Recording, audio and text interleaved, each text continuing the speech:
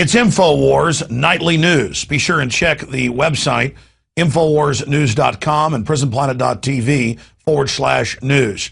We're now joined by longtime liberty activist Gary Franchi, who's been very successful in everything he's done, from promoting Aaron Russo's great film, America, Freedom to Fascism, to making documentary films and producing his own daily TV show, The Reality Report. I wanted to get Gary on to talk about his ideas of how we can hopefully even energize the population more to a higher level to ensure that Ron Paul wins the Republican nomination for president in 2012. Gary, great to have you here with us, my friend. Alex, thanks for having me on this new format. Congratulations. Well, thank you. Congratulations on the work you've been doing as well. Liberty is rising, and tyranny is certainly freaking out about it. And later I've got a question about Illinois, because you're up there with the 75 years the guy's facing because he dared film the police in public. But first, this hoax that Ron Paul can't win, even though he's a top-tier candidate in the top three in every poll, every straw poll. What's your view on that? Is the hoax successful? Actually, I believe the hoax is going to backfire on itself, because when you have the media parroting talking points that are being handed down from on high, and the people seeing different results in their own investigative research online, these two worlds collide, and it causes the American people to realize what's actually happening and make the sound judgments that we hope that they would make. So I think in the end, this hoax is going to backfire, and it's up to the alternative media, it's up to the people themselves to make the ultimate choice. Well, the hoax began to backfire just a few weeks ago when even The Daily Show had this huge compilation of every network saying the same thing. Well, number one is this, number two is that, number four is this person, never mentioning who was number three. Or in polls where he was number two, they would mention number one and number three. Or if he won the New Hampshire straw poll, which is even more coveted than Iowa, no coverage. So it has backfired, but still, some people say, yeah, I like Ron Paul, but he can't win. Ron Paul wasn't even in the top 5 3.5 years ago in the 2008 election. He's in the top 3 right now, and I think it's mission number 1 to get the word out that he is the only person who isn't an establishment candidate, the only person who isn't bought and paid for, like Obama, Rick Perry, people like Mr. Carbon Tax, Mr. Obamacare author Mitt Romney. What's your take on the two guys that the system is pushing, Mitt Romney and Rick Perry? Well, the world is soon going to see our first attack ad that we're going to be producing. You're going to hear, the people are hearing it here first, actually, with our Revolution PAC. We're producing a commercial to go after Romney, to go after Perry, and expose them as the plastic men that they are. And I think that they're just the polished central casting figures that the American people have been sort of groomed to accept. They spit out the talking points that come down from the Republican Party. They toe the party line, and they are easily corruptible through all the different lobbying money and through their dirty campaign finance work. So the people are going to see this through the work that we're doing with the Revolution PAC and through alternative media. Isn't it coffin nails for Perry and, of course, for Mitt Romney for their campaigns? If Ron Paul brings up that Mitt Romney's a carbon taxer and gets praised by Al Gore, that Mitt Romney wrote Obamacare, that Rick Perry was the chief of staff for the presidential campaign of Al Gore, and then in '93 supported Hillary Care, NAFTA superhighways, Bilderberg meetings, forced inoculations of Gardasil. I mean, Rick Perry, it's hard to imagine somebody worse and more fake than this guy. I think Ron Paul needs to go on the attack. I know he's a gentleman, but now is the time to go on the attack. What's your view on that? Well, I think we have a short window of opportunity where Ron could actually come out and go on the offensive.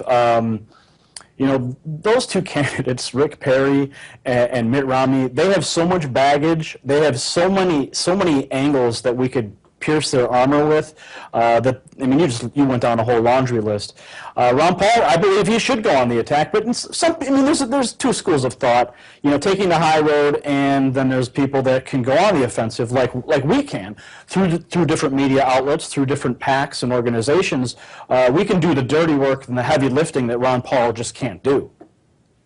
Well, I agree with that at a certain point, but when I had Ron Paul on the radio a few days ago, he said, look, I want their agenda and policies to speak for themselves. But I said, Congressman, respectfully, the public doesn't know. They think it's a joke that these guys are big carbon taxers and socialist Hillary care lovers. You need to get the word out. And he said, well, I do see your point.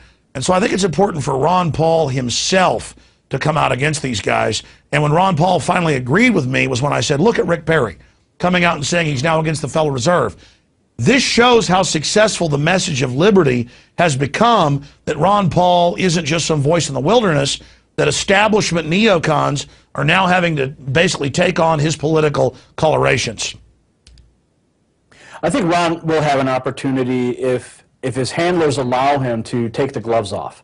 You know, Ron has an established cadre of individuals around him that are assisting him through the campaign, and I think that they do have a specific strategy, and it's hard for them to deviate from some of those strategies. So I think the only opportunity he will have is either if he puts out his own campaign ads, going on the offensive, or if he just goes after them like a pit bull in some of these next upcoming debates. The debates get a lot of coverage, and I think as we're dwindling down to these top-tier candidates, the opportunities are going to increase. So he's got to capitalize on those moments. Well, he certainly does. It's just that Rick Perry and Mitt Romney are simply Barack Obama 2.0, another plastic, fake Ken doll whose real policies are the polar opposite of what they claim. Shifting into other issues, you know, Ron Paul has been spot on about the inflation tax, the private central banks wrecking our society. And now, even the Wall Street Journal has reported internal memos at Goldman Sachs are telling some of their biggest investors, get ready for a total implosion of our economy in the next 6 months. But they're telling their general investors everything's going to be rosy. Does that concern you that even Goldman Sachs internally is talking about a total collapse of society? Well, I think absolutely. You know, Alex, you have been talking about this for years. Ron Paul's been talking about this for years. We've been reporting on these things for many, many years. So it really shouldn't come as any surprise that when you have a nation based on a fiat currency, you have a Federal Reserve System that bailouts trillions upon trillions of dollars, just devaluing the currency. But there are results. There are results that occur based on those decisions, and collapse is one of them. So it's up to the American people to brace for impact as we move into this fallout that's going to happen from these decisions. Gary, I agree with you, and I think it's absolutely central, something that Ron Paul's talked a lot about when I gave a speech with him 6 years ago outside Austin in Bastrop. He made the point that when they implode the global system because of the derivatives time bomb, it's impossible to pay back fraudulent Ponzi scheme black hole, that the system that has engineered the crisis is going to pose as a savior, and that it was essential to expose that they were the authors of all of the economic and political pain that we're going through, or they will pose as the saviors and get even more power out of it. In closing, I want to get your take on a story that's gotten international attention. A 41-year-old mechanic who filmed police in public. He has now been charged and is facing life in prison for taping the police. And the police know that federal and state courts have thrown this out. There's no perception of privacy when you're in public. They know the law doesn't say that, but people are actually being sent to prison for videotaping police. I think this is one of the scariest things I've seen happen in modern times, that police and then prosecutors would actually go after people for doing something they know is legal and then tell basically brain-dead juries that it was the law that they can't do this and send people to prison. What's your take on that? Well, the law they're using is the Illinois wiretap statute, and that states that you cannot videotape somebody and include audio. When I used to work for a large retail outfit and we would do security and we would actually monitor shoplifters, one of the things, that was one main points that we were told, is that we cannot audio tape the people who we are actually reviewing, the shoppers. So we could only use video. And now every single camera, every single iPhone or whatever you want to use records both. The only way to get around that situation in the state of Illinois is either change the law completely, or you have to wear a placard on you that says, I am not using audio, I'm only recording video. It's unfortunate that we have a day and age where police feel threatened. These are the people who are tasked to protect and serve us, and if we're not able to hold them accountable, if we're not able to record their civic duties and hold them accountable for it, then this nation is lost. So we have to attack the situation on multiple fronts by raising awareness for this statute itself that needs to be reversed. We also need to raise awareness that the police, if they're going to put cameras on us in every street corner, at every red light station, and on the dashboards of every police cruiser, if they're going to put cameras on us, then we have the equal right to put cameras on them in the same exact capacity. Well, Gary, so it's up to the American people to step up and fight this. Well, Gary, that's my point, is that according to the court rulings, I understand they're saying it's the law, but the truth is, in a private business, you can record audio and video. They're just claiming you don't have this right. And just like police have squad car videos and then audio mics on their ties or on their shirt, there's no perception of privacy. Wiretapping is going and tapping into somebody's phone line, or wiretapping is planting recording devices in somebody's house where there's privacy. And that's why it's being thrown out of court. But it's really a scary phenomenon. Well, Gary, thank you so much. Thank you so much for joining us tonight. Go ahead and make your point.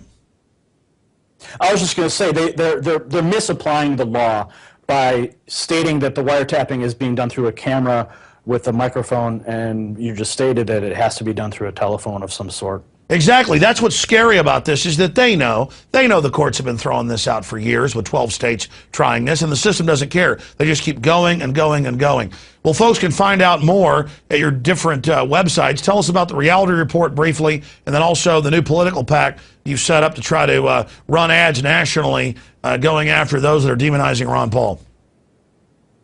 Reality Report, we put out a weekly show, and we try to cover some of the hot button current events issues and give people solutions to act on those issues. RealityReport.tv is the website for that, and the Revolution PAC is a super PAC that we organize with leading scholars, authors, and activists such as Tom Woods, and our focus is on raising funds so that we can put out high-quality professional commercial advertisements to support Ron Paul. And the beautiful thing about our Super PAC is that we can accept unlimited donations. There's no cap on how much an individual, corporation, or organization can donate to us. So we have a great opportunity to raise literally millions upon millions of dollars from wealthy individuals. So we hope that people out there will seek us out, go to revolutionpac.com, and support our efforts to get Ron Paul into the White House. Well, Gary Franchi, you're definitely a man in the arena, and great luck. Go with God when it comes to going after Rick Perry and Mitt Romney with their real records. Thank you so much, Gary, for joining us. It's a pleasure being here, Alex. Pleasure having you. Me. All right, ladies and gentlemen, there goes Gary Franchi. That is it for the second edition of InfoWars Nightly News. I want everybody to have a great holiday coming up on Monday, and we'll be back here live Tuesday, 7 o'clock Central. That's 8 p.m. Eastern for InfoWars Nightly News. The websites are InfoWarsNews.com and PrisonPlanet.tv/news. I'm Alex Jones, signing off from the front lines of the InfoWar. Have a great and blessed weekend.